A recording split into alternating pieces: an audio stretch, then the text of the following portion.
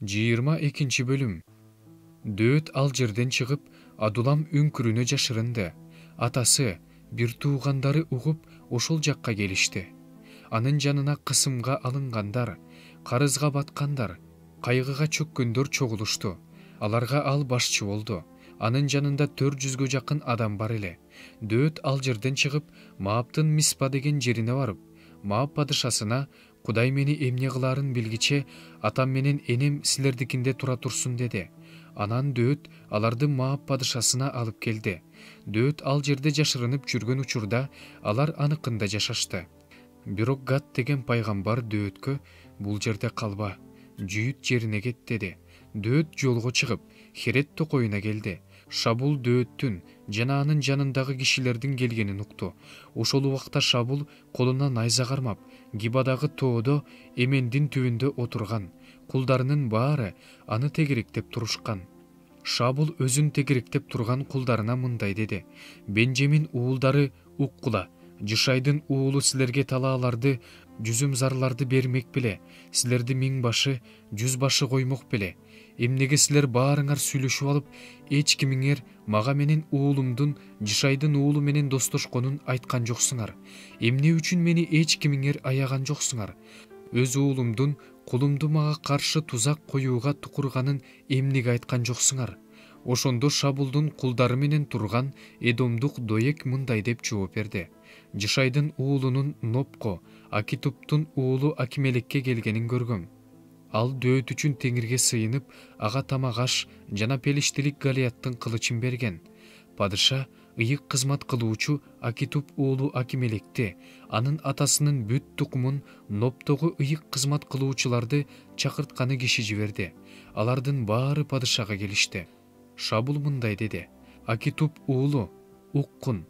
Тиги: мен угуп жатам мырзам деп жооп берди. Шабул ага мындай деди: эмне үчүн Жышайдын уулу экөөңөр мага каршы сүйлөшүп алдыңар?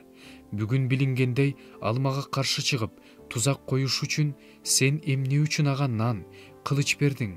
Эмнеге ал үчүн Кудайга сыйындың? Акимелек падышага мындай деп жооп берди: бардык кулдарыңдын ичинен Дөөттөй ишенимдүү ким бар? Ал падышанын күйөө баласы, буйруктарыңды аткаруучу, үйүңдөгү кадырлуу адам.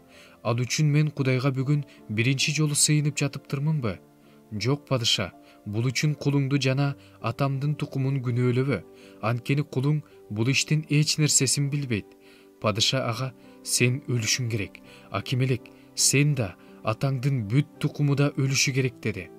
Анан падыша өзүнүн жанында турган сакчыларга: баргыла, Теңирдин ыйык кызмат кылуучуларын өлтүргүлө, анткени алар Дөөт менен бир.